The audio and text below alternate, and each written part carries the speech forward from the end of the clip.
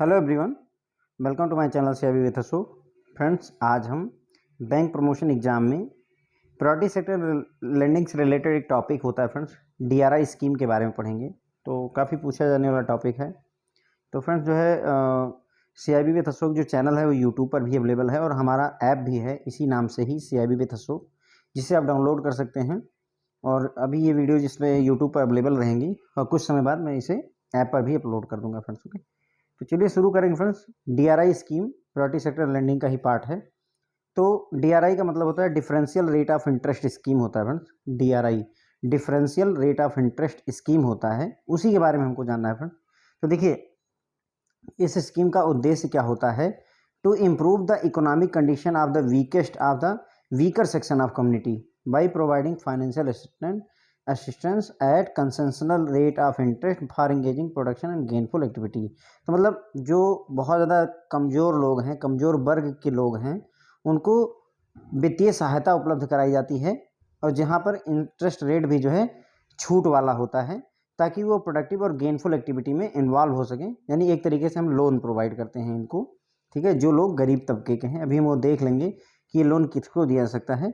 तो basic target है weaker section के या वीकर कम्युनिटी के जो लोग हैं उनको स्ट्रांग बनाना।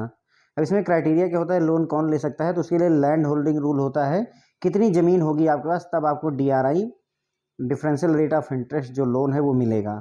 तो फ्रेंड्स, लैंड होल्डिंग क्राइटेरिया कहता है कि पहली बात तो person not owing any land. पहली बात तो कोशिश यही रखनी है कि व्यक्ति के पास कोई ज़मीन होनी ही नहीं चाहिए। और अगर मान लीजिए किसी के पास ज़मीन है तो वो जो है, अगर सिंचाई वाली ज़मीन है तो 1 एकड़ से ज़्यादा नहीं होनी चाहिए, और अगर जो है बिना सिंचाई वाली ज़मीन है तो 2.5 एकड़ से ज़्यादा नहीं होनी चाहिए, तभी उसे डीआरआई लोन मिलेगा। ध्यान रखेंगे कि डीआरआई लोन किस व्यक्ति को मिल सकता है? ऐसा व्यक्ति जिसके पास कोई खेत ही ना हो, कोई लैंड ना हो, कोई ज़मीन ना हो, या कोई व्यक्ति है जिसके पास में सिंचाई वाली इरिगेटेड लैंड है, सिंचाई वाली ज़मीन है, लेकिन वो अगर 1 एकड़ से ज़्यादा नहीं है तो उसे भी लोन दे सकते हैं। और अगर बिना सिंचाई वाली ज़मीन है उसका तो 2.5 एकड़ से ज़्यादा नहीं होनी चाहिए, उसी व्यक्ति को ही हम डीआरआई लोन प्रोवाइड कर सकते हैं। अब यहाँ पर कुछ एक्सेप्शन भी हैं।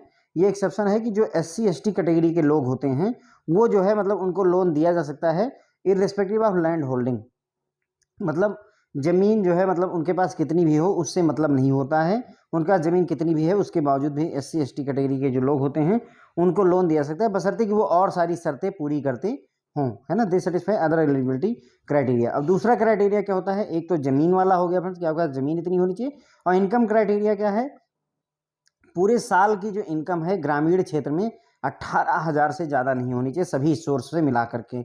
फैमिली इनकम है, ध्यान रखिएगा, पूरे परिवार की कमाई सभी सोर्स से मिला करके ग्रामीण एरिया में 18,000 से ज़्यादा नहीं होनी चाहिए, यानी हर महीने 1,500 रुपये कमा सकते हैं आप।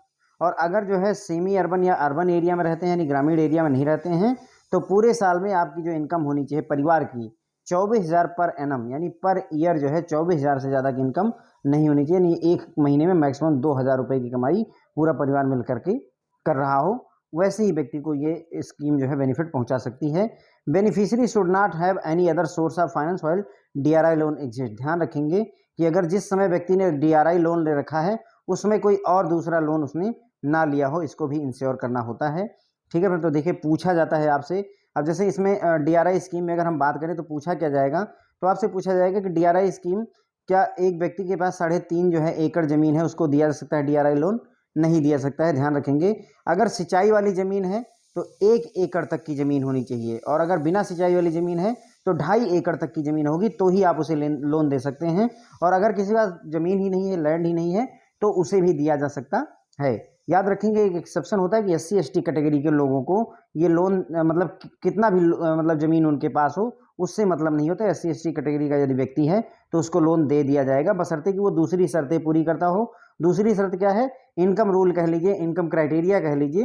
तो पूरे परिवार की इनकम ग्रामीण क्षेत्र में एक साल में 18,000 से ज़्यादा नहीं होनी चाहिए, और दूसरे क्षेत्रों में 24,000 साल भर में जो इनकम होनी चाहिए 24,000 से ज़्यादा नहीं होनी चाहिए। तो ये जो रेड मार्क्स हैं फ्रेंड्स, ये पूछे जाते हैं आपसे सिंपल पूछेगा कि ग्रामीण एरिया में यदि कोई व्यक्ति डीआरआई स्कीम का फ़ायदा लेना चाहता है तो उसकी पर एनम या पूरे साल की इनकम, फैमिली इनकम कितनी होनी चाहिए? तो 18,000 होनी चाहिए, और अगर अर्बन या सेमी अर्बन एरिया है तो 24,000 होनी चाहिए। उसके बाद में जब वो DRI लोन जो है लिया हुआ है तो कोई और जो है सोर्स ऑफ इनकम उसका नहीं होना चाहिए। आगे आता है क्या मार्जिन चाहिए होता है। मार्जिन मैंने आपको समझाया, कोलेट्रल क्या होता है, मार्जिन क्या होता है, मैंने पहले भी समझाया, एक बार फिर से देख लीजिए। कोलेट्रल होता है किसी चीज को गिरवी रखना, बंधक रखना बैंक के पास में। तो ध्यान रखिए कि इस स्कीम में कोई कोलेट्रल नहीं मांगा जाता, कोई थर्ड पार्टी गारंटी नहीं मांगी जाती है, क्योंकि अब उनकी इनकम ही अगर साल भर में 24,000 रुपये है अदर एरिया में, तो आपको क्या ही गिरवी रखेंगे। आप ये भी तो देखिए, पूरे साल में 18,000 रुपये कमा रहा है पूरा परिवार मिलकर के, तो आपको क्या बंधक देंगे। और उसी तरीके से अर्बन एरिया और सेमी अर्बन एरिया में अगर कोई व्यक्ति पूरा परिवार मिलकर के 24,000 रुपये कमा रहा है, तो आपको क्या बंधक रखेगा। उसके बाद में मार्जिन की जरूरत होती है तो नहीं जरूरत होती। फ्रेंड ध्यान रखेंगे कि कोई मार्जिन की जरूरत नहीं होती। मार्जिन मनी क्या होता है, तो देखिए जैसे कि अगर आप बैंक के पास जाते हैं 10 लाख रुपए का लोन लेने, तो बैंक आपसे बोलता है कि जो है आपको 20% जो है मार्जिन मनी अरेंज करनी पड़ेगी। तो इसका मतलब हुआ कि 10 लाख के लोन में 20% पैसा आपको खुद अरेंज करना पड़ेगा, यानी जो है 2 लाख रुपए आप खुद अरेंज करेंगे, बाकी 8 लाख रुपए बैंक फाइनेंस करता है। तो ऐसी कोई शर्त नहीं होती, कोई मार्जिन कहीं से पैसा लाने की जरूरत नहीं होती है इस स्कीम में, ना ही कोई चीज़ बंधक रखने की कोलेट्रल या थर्ड पार्टी गारंटी की जरूरत होती है। सिक्योरिटी की अगर बात करें तो जो भी चीज़ आप खरीदोगे बैंक से लोन लेने के बाद, जो भी चीज़ आप खरीदोगे उसको बैंक के नाम पर हाइपोथेकेट करना पड़ता है। ये कंडीशन होती है कि जो भी एसेट परचेज किया जाएगा बैंक का लोन लेकर के, उसको बैंक के नाम हाइपोथेकेट किया जाता है। रेट ऑफ इंटरेस्ट, सबसे जो बड़ा बेनिफिट होता है फ्रेंड्स इस स्कीम का, वो यही है कि जो रेट ऑफ इंटरेस्ट होता है वो 4% पर एनम होता है। पूरे साल में 4% रेट ऑफ इंटरेस्ट आपको देना होता है। तो काफ़ी किफ़ायती स्कीम हो जाती है। वैसे इसमें ज़्यादा लोन मिलता नहीं है, लेकिन फिर भी जितना मिलता है वो 4% रेट ऑफ इंटरेस्ट में मिलता है। और साथ ही साथ में कोई पेनल रेट ऑफ इंटरेस्ट नहीं अप्लाई किया जाता है। अगर मान लीजिए कि कोई पैसा ओवर ड्यू है, लोन जो है ओवर ड्यू हो रहा है, तो उस पर कोई एक्स्ट्रा जो है पेनल इंटरेस्ट या एक्स्ट्रा इंटरेस्ट नहीं लगाया जाता है। उसके बाद में यहाँ पर देखिए क्वांटम ऑफ लोन की अगर हम बात करें तो मैक्सिमम लोन कितना मिलता है, 15,000 रुपये पर बेनिफिशियरी मिलता है। पर बेनिफिशियरी मैक्सिमम कितना लोन दे सकते हैं, 15,000 रुपये का लोन जो है टर्म लोन के रूप में या वर्किंग कैपिटल या दोनों के रूप में दिया जा सकता है। जो लोन देंगे आप वो टर्म लोन के रूप में दे दीजिए, वर्किंग कैपिटल के रूप में दे दीजिए, या दोनों के रूप में दे सकते हैं। लेकिन एक बेनिफिशियरी को ज़्यादा से ज़्यादा DRI स्कीम में 15,000 रुपये का लोन दिया जा सकता है। अगर उसे हाउसिंग लोन लेना है, वो व्यक्ति यदि घर बनवाना चाहता है, हाउसिंग लोन लेना चाहता है, तो मैक्सिमम 20,000 रुपये पर बेनिफिशियरी आप दे सकते हैं। यानी वैसे नॉर्मली लोन लेना चाहता है तो मैक्सिमम 15,000, और अगर हाउसिंग लोन लेना चाहता है DRI स्कीम के तहत तो मैक्सिमम 20,000 रुपये का लोन बेनिफिशियरी को दिया जा सकता है। उसके बाद में अगर कोई व्यक्ति फिजिकली चैलेंज्ड है, फिजिकली हैंडीकैप है, तो उसको 5,000 रुपये और दे दिए जाते हैं, ताकि वो अपने जैसे जो दिव्यांग व्यक्ति होते हैं, मान लीजिए उनको चलने के लिए साइकिल परचेज करनी है, या जो जिसका सहारे वो चलते हैं, जो भी इक्विपमेंट वो यूज करते हैं, उनको परचेज करने के लिए 5,000 रुपये का एक्स्ट्रा लोन दे दिया जाता है। ठीक है फ्रेंड, तो क्लियर हो गया। तो यानी 15,000 तो पहले ही लोन ले सकते थे, प्लस 5,000 रुपये का लोन उनको उन फिजिकली हैंडीकैप होने की वजह से, यानी कि दिव्यांग होने की वजह से उनको 5,000 रुपये और एक्स्ट्रा मिल जाता है लोन के तौर पर, ताकि वो अपने चलने के लिए जो उनके अप्लायंस वगैरह रहते हैं, इक्विपमेंट होते हैं, उनको वो परचेज कर सकें फ्रेंड्स। ओके, तो ध्यान रखिएगा, ये पूछा जाता है कि DRI स्कीम के तहत किसी व्यक्ति को मैक्सिमम कितना लोन मिल सकता है, 15,000 रुपये का मिल सकता है। क्या टर्म लोन दे सकते हैं या वर्किंग कैपिटल दे सकते हैं, तो फ्रेंड्स टर्म लोन भी दे सकते हैं, वर्किंग कैपिटल भी दे सकते हैं, दोनों भी दे सकते हैं। ओके, अगर कोई व्यक्ति DRI स्कीम में हाउसिंग लोन परचेज करना चाहता है, हाउसिंग लोन लेना चाहता है, घर खरीदना चाहता है, तो उसे मैक्सिमम कितना लोन देंगे आप, तो 20,000 रुपये का लोन देंगे। और अगर मान लीजिए कोई व्यक्ति फिजिकली चैलेंज्ड है, दिव्यांग कोई व्यक्ति है, तो उसको 5,000 रुपये और लोन दे दिया जाता है, ताकि वो जो है अपना इक्विपमेंट वगैरह परचेज कर सके। यानी 15,000 का लोन तो पहले ले ही सकता था, प्लस 5,000 रुपये का लोन वो अपने जो है इक्विपमेंट वगैरह परचेज करने के लिए भी ले सकता है फ्रेंड्स। ओके, उसके बाद में यहाँ पर देखिए जो टारगेट होता है, हर एक बैंक को या ब्रांच को टारगेट दिया जाता है।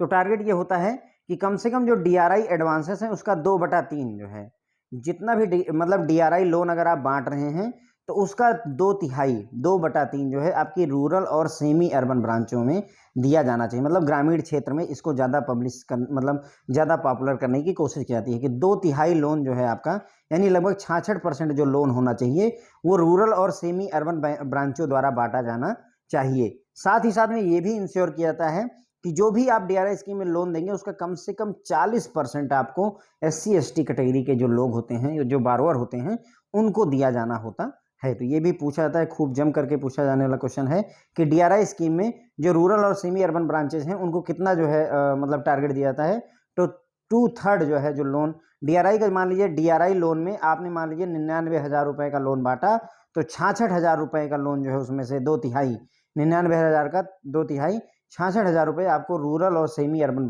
ब्रांचेस से देना होगा। बाकी का 33,000 रुपये आप किसी भी तरीके की ब्रांच से बंटवा सकते हैं। साथ ही साथ में अगर आपने 100 रुपये का लोन बांटा हुआ है मान लीजिए डीआरआई में, तो उसमें से 40 रुपये, 100 में से 40 रुपये आपको SC ST कैटेगरी के बारोअर को लोन में देना पड़ेगा। बाकी के 60 रुपये में आप किसी को भी बांट सकते हैं, कोई दिक्कत नहीं है। तो ये टारगेट हो जाता है फ्रेंड्स। उसके बाद में सबसे लास्ट बात आती है फ्रेंड्स रीपेमेंट की। तो मैक्सिमम 5 साल का टाइम दिया जाता है इसमें रीपेमेंट करने के लिए, और अगर हाउसिंग लोन है तो मैक्सिमम 7 साल का वक्त दिया जाता है। जो भी आप लोन लेंगे उसको 5 साल में लौटाना होता है, और अगर हाउसिंग लोन है तो उसको 7 साल में लौटाने का टाइम दिया जाता है। और कोशिश की जाती है जो इंस्टॉलमेंट होती है वो मंथली सेट की जाती है, लेकिन अगर जो है ज़रूरत पड़ती है तो इसे क्वार्टरली एनुअली भी सेट किया जा सकता है, उसमें कोई प्रॉब्लम नहीं होती है।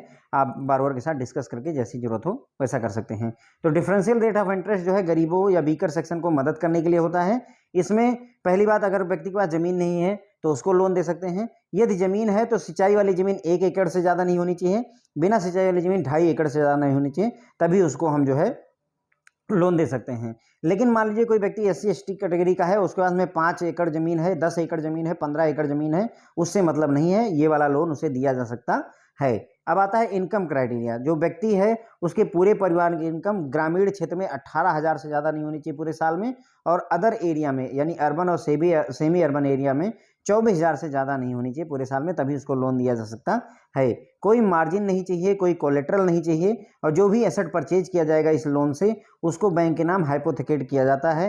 रेट ऑफ इंटरेस्ट टोटल 4% लगता है पूरे साल में, कोई एक्स्ट्रा इंटरेस्ट या पेनल इंटरेस्ट अप्लाई नहीं किया जाता है।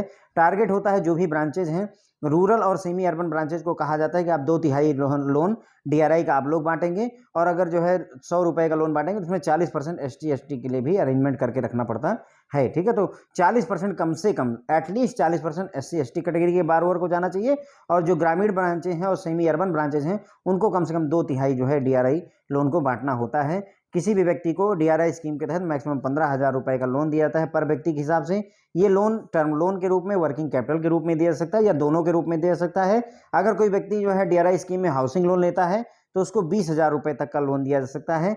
अगर कोई व्यक्ति फिजिकली चैलेंज्ड है तो उसको 15,000 का लोन तो हम देते ही देते हैं, प्लस 5,000 रुपये का लोन और दे दिया जाता है, ताकि वो अपने जो दिव्यांग व्यक्ति है वो अपने लिए कोई इक्विपमेंट अगर परचेज करना चाहे तो परचेज कर सकता है।